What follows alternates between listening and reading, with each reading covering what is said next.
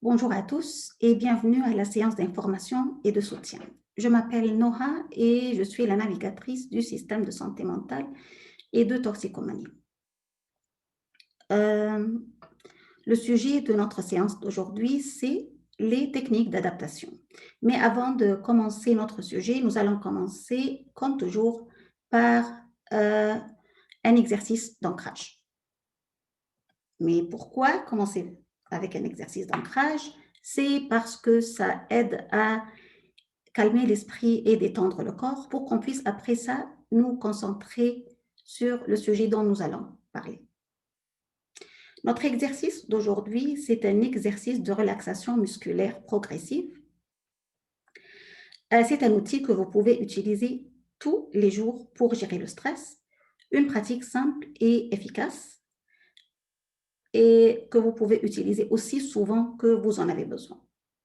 Ça vous permet d'atteindre un état de détente profond très rapidement. OK, qu'est-ce que nous allons faire? Je vais vous demander de contracter quelques parties du corps. Vous allez les contracter et puis vous allez les relâcher. Vous allez les contracter pour quelques secondes, puis vous allez les relâcher. Et petit à petit, vous allez sentir le lâcher-prise va s'installer dans votre corps. OK? Maintenant, je vous invite à vous installer dans une position confortable, assis ou allongé. Vous pouvez fermer vos yeux si vous voulez. Au début, inspirez profondément et respirez calmement. Inspirez profondément et expirez calmement. Nous allons commencer par les muscles des pieds. Vous allez contracter vos pieds, fermer vos orteils, serrez vos pieds le plus fort possible. 1, 2, 3, 4, 5. Relâchez. Accueillez toutes les sensations de détente et nous allons continuer. Maintenant, contractez vos mollets. Contractez le plus fort possible. 1, 2, 3, 4, 5 et relâchez. Accueillez les sensations de détente. Contractez vos cuisses. Contractez le plus fort possible. 1, 2, 3, 4, 5 et relâchez. Inspirez profondément. Expirez calmement. Contractez vos fessiers. Contractez le plus fort possible. 1, 2, 3, 4, 5 et relâchez. Maintenant, contractez vos abdominaux le plus fort possible. 1, 2, 3, 4, 5 et relâchez. Votre corps est de plus en plus relâché. Vous atteignez un état de relaxation de plus en plus profond et la respiration est plus calme. Maintenant, contractez les muscles des mains le plus fortement possible. 1, 2, 3, 4, 5 et relâchez. Les muscles des bras, les biceps et les triceps. Contractez-les le plus fortement possible. 1, 2, 3, 4, 5 et relâchez. Contractez maintenant les muscles de votre cou. Pour cela, vous allez approcher votre menton le plus possible de vos clavicules. Contractez les muscles du cou le plus fortement. Serrez votre menton le plus possible. 1, 2, 3, 4, 5 et relâchez. Laissez votre tête reprendre la position de repos. Appréciez cette intense détente. Puis, contractez les muscles autour de votre front, aux sourcils, les muscles autour des yeux et des joues. Contractez-les le plus fort possible. 1, 2, 3, 4, 5 et relâchez. Maintenant, accueillez les sensations de détente. Inspirez profondément. Expirez calmement. Maintenant, ouvrez vos yeux. Profitez de cette intense détente. Votre corps et votre esprit sont à présent détendus. Votre respiration est calme. Cet exercice de détente pourra vous aider à chaque fois que vous aurez besoin d'une relaxation rapide. Maintenant, après l'expérience de la tension, vous appréciez la détente. On vient maintenant, comme j'ai dit au début, à notre sujet d'aujourd'hui, qui est les techniques d'adaptation. Tout le monde a besoin des techniques d'adaptation dans la vie. Parce que, comme vous le savez, la vie n'est pas parfaite et que parfois, il y a des embûches qui semblent interminables. Les techniques d'adaptation donnent à la personne une occasion de réfléchir à ses expériences, de prendre l'assurance pour persévérer, à atteindre ses objectifs, de développer la capacité de comprendre les sentiments et d'acquérir une meilleure connaissance de soi. Puis vous savez que quand une personne consomme activement des substances, ce qui se passe, c'est qu'elle pourrait se tourner vers l'alcool ou d'autres drogues comme mécanisme d'adaptation afin de gérer et de minimiser la dépression, l'anxiété et les facteurs de stress de la vie. Cette tactique peut fonctionner un certain temps au début, mais toutefois, les émotions et les sentiments négatifs reviennent et reviennent même plus intenses. Apprendre à gérer ce que vous ressentez et à comprendre ce que votre corps vous dit peut être difficile, mais c'est faisable.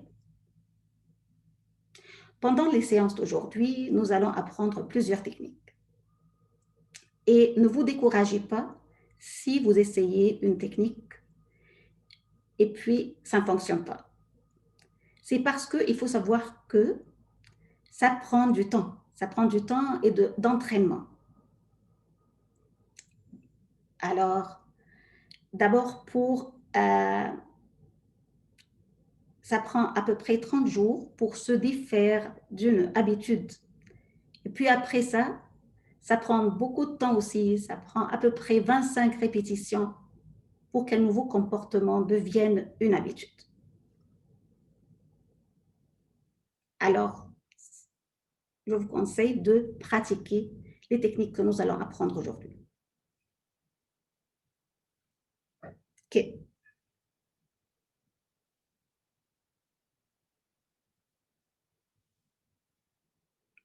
Je viens là. Au début, nous allons commencer par des techniques d'adaptation qui sont vraiment simples.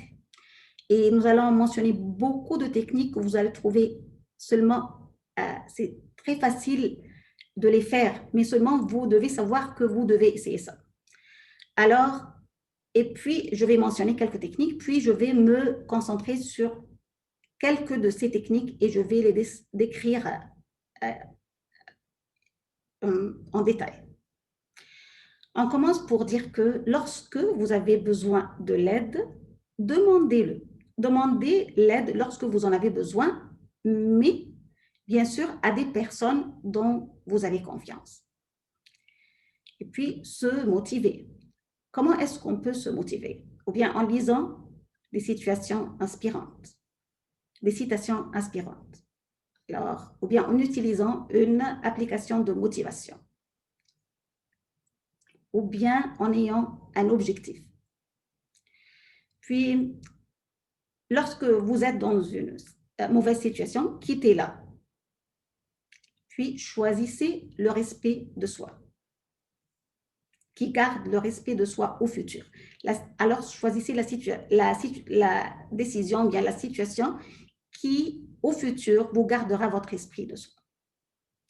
Établir des limites. Puis aussi, en cas de doute, faites ce qui est le plus difficile.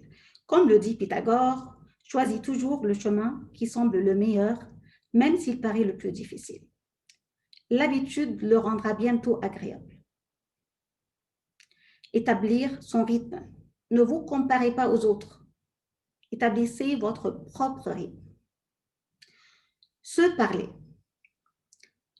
Se parler, et nous allons décrire après ça, quelques minutes plus tard, le fait de comment se parler, comment avoir un monologue intérieur positif. Puis, chercher à comprendre, non à blâmer. Éviter les souffrances évitables. Prévenir les mauvaises situations. Et si on connaît qu'une situation nous causera des problèmes, ne pas la commencer dès le début. La tenue d'un journal. Et nous allons en parler en détail en quelques minutes. Si on a besoin de prendre un traitement, il faut le prendre. Alors, suivre le traitement lorsqu'on en a besoin. Surveiller les signes de danger. Dire ce qu'on pense vraiment et penser ce qu'on dit. Ça veut dire avoir de la paix intérieure. Être à l'écoute de ses besoins. Ne pas se laisser aller, puis tomber de fatigue après.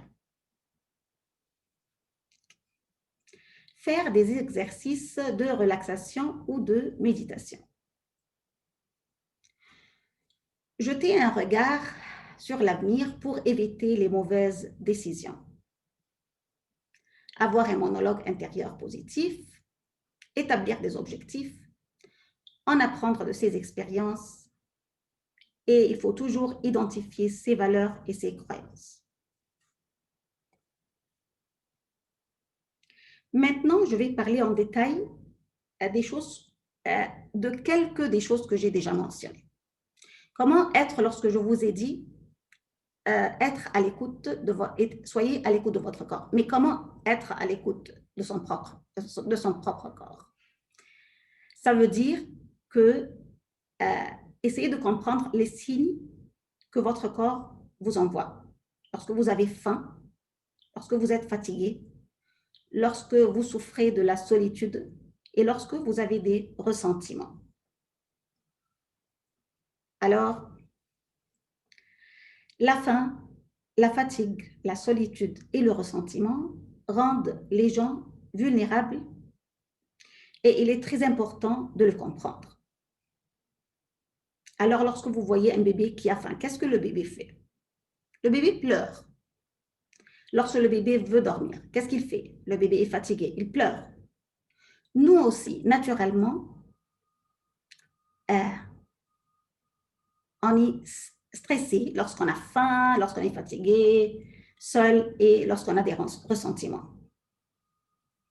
Pendant la consommation active de drogue, beaucoup de personnes ne reconnaissent pas les besoins de leur corps parce que les substances empêchent la régulation des émotions. Les substances empêchent tout. On ne comprend pas ce qui arrive.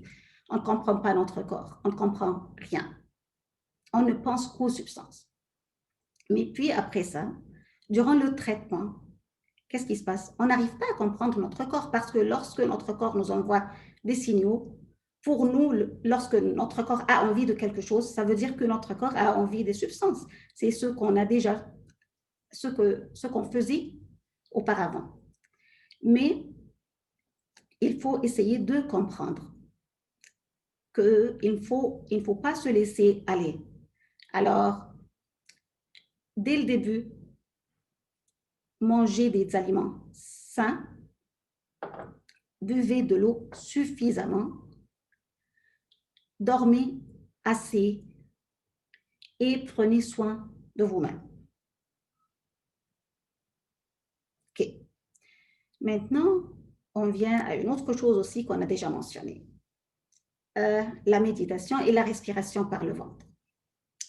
La respiration par le ventre est un excellent moyen de réduire le stress, de réduire l'anxiété, de réduire la colère. Je pense que plusieurs de nous ont déjà pratiqué le yoga. Je ne sais pas, c'est ce que je pense. Mais si vous avez déjà pratiqué le yoga, la respiration est un élément central du yoga et de la méditation en général. En changeant la façon dont nous respirons, nous pouvons transformer la façon dont nous pensons et dont nous sentons aussi. Alors, je vais seulement parler avec vous.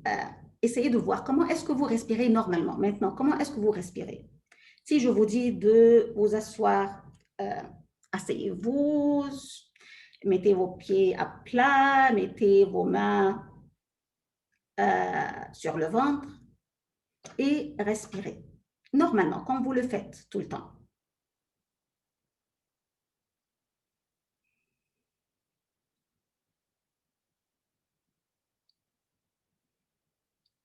Qu'est-ce que vous avez remarqué? En tant qu'adulte, nous avons tendance à respirer en haussant les épaules, ce qui est largement attribuable à la façon dont le stress influe sur notre corps, mais qui pourrait aussi être causé par les vêtements serrés et par aussi la mauvaise posture. Puis aussi, la société nous dit tout le temps de rentrer le ventre et de sortir la poitrine. C'est pour cela que la plupart des gens avec le stress ne respirent pas par le ventre. Maintenant, si je vous demande d'imaginer un bébé, un nourrisson, né, qui dort étendu sur le dos devant vous. Et qu'est-ce que vous voyez lorsque ce bébé-là respire? Qu'est-ce que vous voyez? Vous voyez le ventre qui monte et qui descend. C'est ça. C'est la façon naturelle de respirer. Parce que les bébés, on trouve, c'est la nature.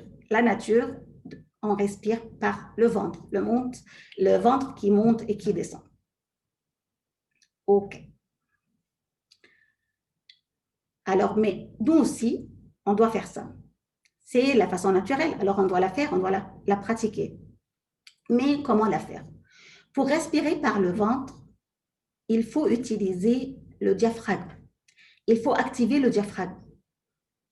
Alors, comment dire ça? Qu'est-ce que ça veut dire? D'abord, qu'est-ce que le diaphragme? Le diaphragme, bien sûr, c'est le muscle qui longe le bas de la cage thoracique. Et qu'est-ce qu'on doit faire? On doit l'utiliser, l'activer. Alors, je vous demande d'essayer. Comment? La plus facile pour commencer, la façon la plus facile pour commencer, c'est d'expirer. Au début, expirer. Expirez et faites entrer le nombril pour toucher jusqu'à toucher le dos, la colonne vertébrale. Alors, on expire, on fait sortir l'air. Le nombril touche la colonne vertébrale. Puis, on inspire. On inspire, détendez le ventre, laissez l'air entrer dans les poumons. Okay. C'est ça, c'est la façon dont nous devons, c'est la façon que nous devons faire, que nous devons pratiquer. Alors, je vous dis maintenant, depuis des milliers d'années, les gens ont eu recours à la méditation pour outrepasser les activités bourdonnantes et la turbulence affective de l'esprit afin d'atteindre une paix profonde et une plus grande conscience de soi.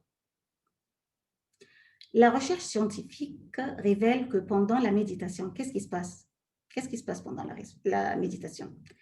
La respiration ralentit, la tension artérielle baisse et le niveau d'hormones de stress chute. Alors, même si votre corps se repose profondément pendant la méditation, votre esprit reste alerte.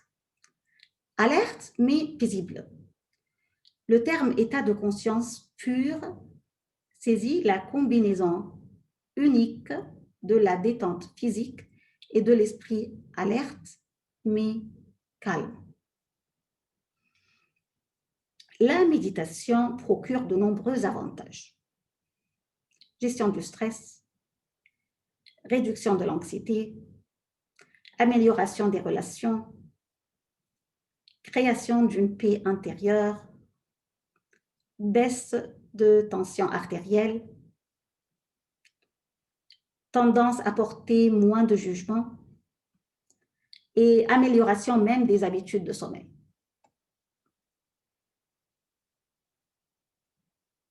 Et maintenant,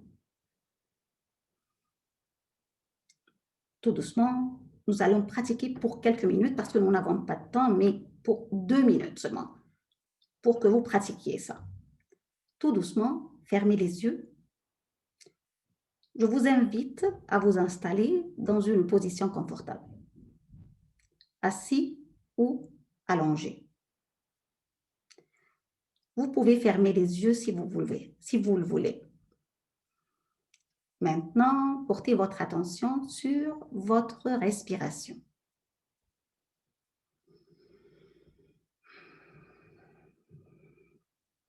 Remarquez la montée de votre poitrine à l'inspiration et la descente de la poitrine à l'expiration. Calmement, remarquez également la montée et la descente du ventre. Et petit à petit, vous devenez conscient de tous les petits mouvements de votre corps.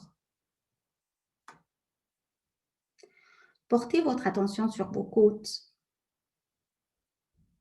Remarquez que les côtes s'écartent à chaque inspiration pour laisser la place à l'air qui entre dans les poumons. Et elles se resserrent à l'expiration dès que l'air s'échappe. Observez et prenez conscience des mouvements naturels de votre respiration. Inspirez, inspirez profondément et respirez calmement. Inspirez profondément et expirez calmement.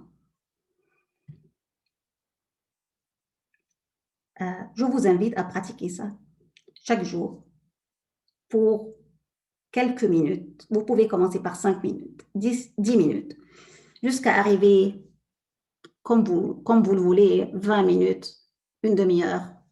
Et vous allez voir l'effet de cette pratique sur votre vie.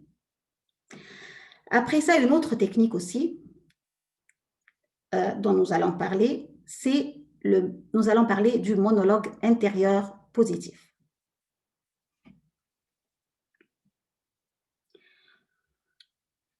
Ça veut dire le monologue intérieur positif peut être difficile, surtout parce que nous semblons toujours nous accrocher aux pensées négatives.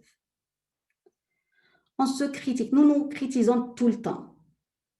Le fait d'avoir un monologue intérieur positif n'est pas facile. Mais pouvez-vous devenir votre meilleur ami? Essayez de le faire et vous allez voir. Alors, soyez fiers de vous. Soyez fiers de qui vous êtes. Explorez vos talents cachés. Acceptez vos points forts et vos points faibles. C'est correct d'avoir des faiblesses. Tout le monde en a. Adoptez une approche de « je le peux ». Établissez un calendrier raisonnable pour atteindre vos objectifs personnels et donnez-vous des encouragements en cours de route. Établissez des objectifs réalistes. Soyez fiers de vos exploits, grands et petits. Souvenez-vous que vos expériences vous appartiennent entièrement et peuvent vous aider à créer votre identité. Réservez-vous du temps, le temps pour être seul avec vos pensées et vos sentiments. Aimez-vous. Soyez ouvert à l'idée de vous aimer pendant votre rétablissement.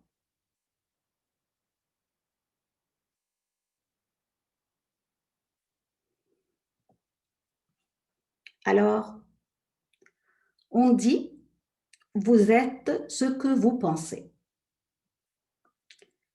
Notre vie serait influencée directement par nos pensées et nos croyances, positives ou négatives. Alors, cependant, pour que ces pensées se concrétisent, nous devons les transformer en mots et en actions. Je vous invite à créer une carte portant des affirmations positives. Alors, comme j'ai dit, des affirmations positives comme, par exemple, je suis assez confiante de moi-même. Je suis reconnaissante pour ce moment et j'éprouve de la joie. Écrivez ce que vous voulez, ce que vous pensez qui puisse vous aider, ou bien comment est-ce que vous vous voyez. On peut dire, je m'accepte tel que je suis. Je m'aime profondément et complètement.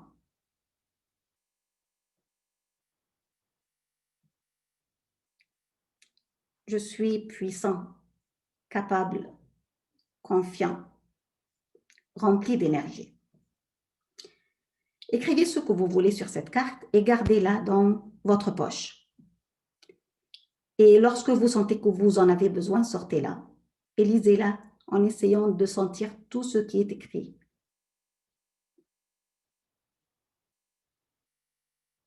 Okay. Une autre technique d'adaptation, la tenue d'un journal. Okay. La tenue d'un journal comporte bon nombre d'avantages. Utilisez votre journal pour vous aider à traverser les moments difficiles. Les journaux sont en effet idéaux pour se décharger de ces problèmes. Ça veut dire, ça vous permet d'extérioriser tout ce que vous sentez. Alors, un journal peut absorber votre colère, votre rage, vos envies, votre jalousie, les émotions négatives. Et puis, il le fait sans vous juger. Le fait d'extérioriser tous vos sentiments, tout ce qui est en vous, va vous libérer après ça. Lorsqu'on tient un journal, il ne s'agit pas seulement d'écrire, mais il s'agit aussi de lire ce qu'on a écrit et de comprendre ce qu'on a écrit. Et puis, de comparer le passé et le présent et d'évaluer les situations. Au fur et à mesure que le temps passe, vous pourriez tirer des leçons de ce que vous avez écrit dans votre journal.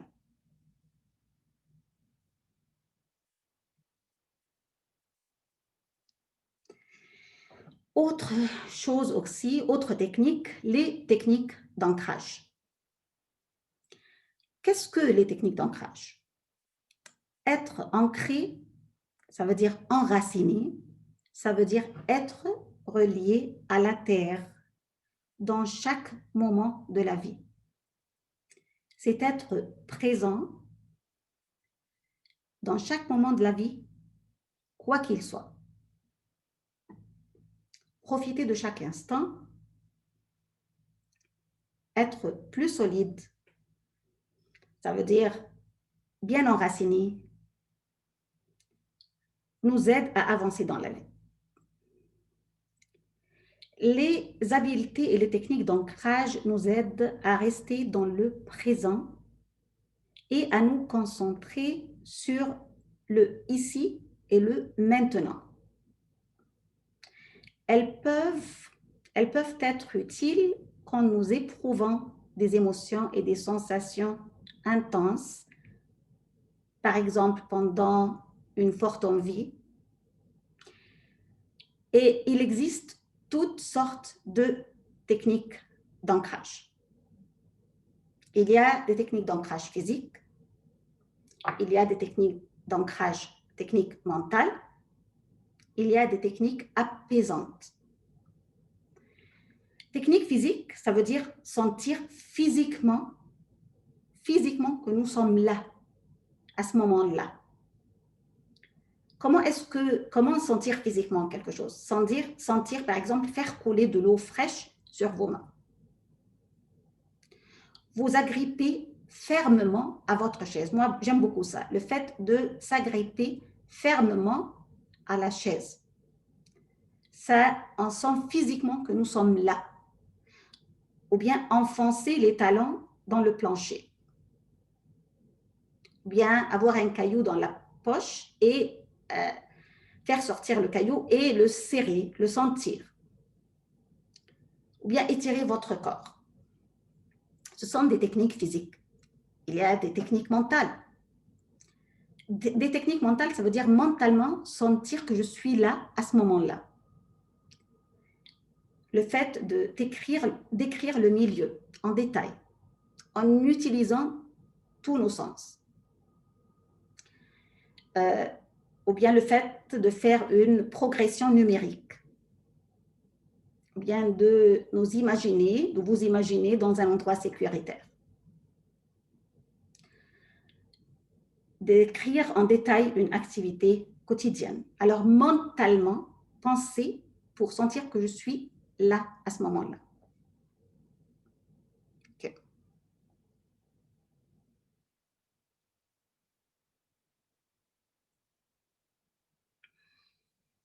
Il y a les techniques apaisantes.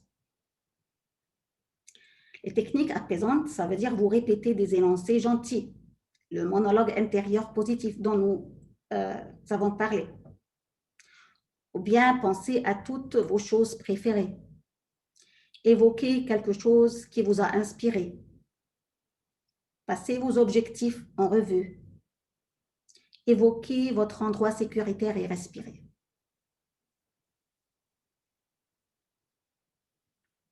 Puis, vous pouvez prendre le temps d'écrire sur une carte tout ce que vous avez appris, plusieurs techniques. Quelles sont les techniques que vous avez aimées? Quelles sont les techniques que vous voulez pratiquer? Puis, je viens maintenant, autre technique, les mandalas. Mais qu'est-ce que les mandalas? C'est le fait de colorier un mandala. Le mandala est un dessin avec des formes géométriques qui est utilisé dans la pratique de la méditation dans le monde bouddhiste et hindou. Mais à quoi ça sert? À quoi ça sert de colorier des mandalas? Ça aide. Il y a beaucoup, ça aide beaucoup à plusieurs choses. Le coloriage aide à la relaxation. C'est une technique de relaxation en soi, car lorsqu'on peint des mandalas, la respiration est ralentie et les pulsations diminuent. Il améliore notre capacité à nous concentrer. nous activons notre concentration en coloriant. Puis aussi, il fait partie de la méditation. Le coloriage de mandala permet de pratiquer une forme de pleine conscience en dirigeant toute votre attention sur le coloriage et en oubliant les soucis quotidiens. Il aide à exprimer et identifier les émotions. Il favorise l'acceptation personnelle et la connaissance de soi. En identifiant les émotions au moment du coloriage du mandala, nous devenons plus conscients de notre monde intérieur et cela nous aide à réfléchir sur les façons dont nous nous sentons. Puis, il encourage la créativité, bien sûr, parce que vous choisissez de colorier ou même de créer un mandala, vous faites appel à votre créativité, bien sûr. Puis, le fait de colorier vous permet de consacrer du temps à vous-même. Le mandala apporte une certaine satisfaction car quoi que vous fassiez, ça sera bien fait. C'est d'ailleurs simplement un reflet de vous-même à ce moment-là.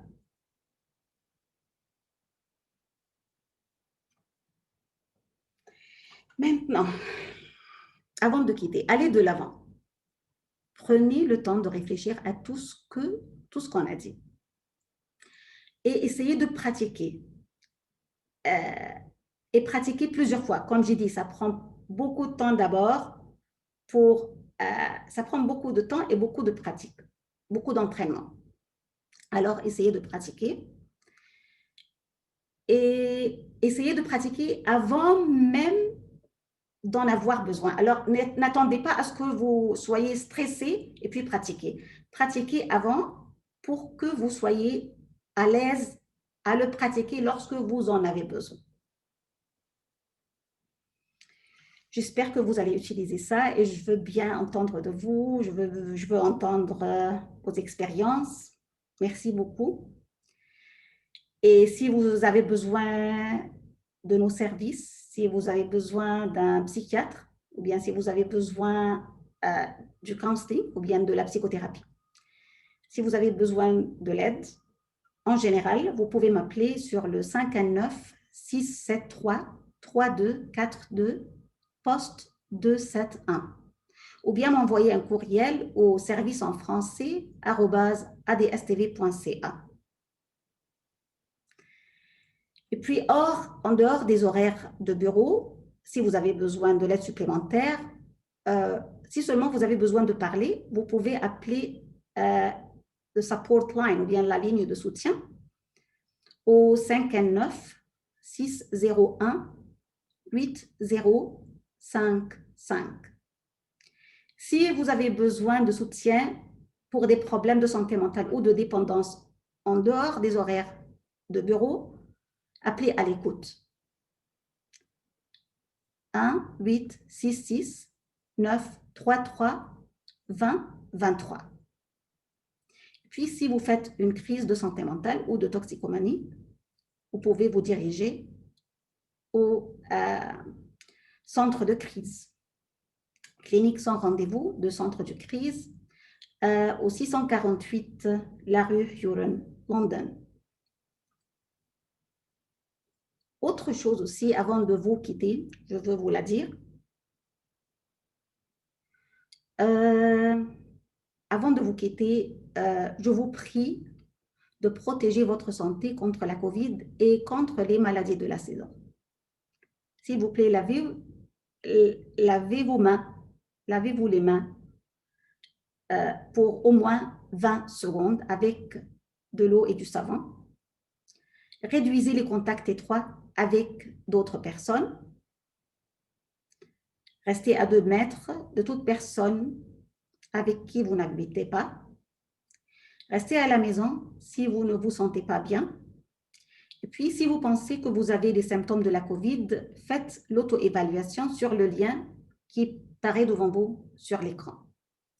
Et si vous voulez appeler le bureau de santé de Middlesex London pour plus d'informations, appelez le 519-663-5317, poste 1. Merci beaucoup. Merci de votre attention.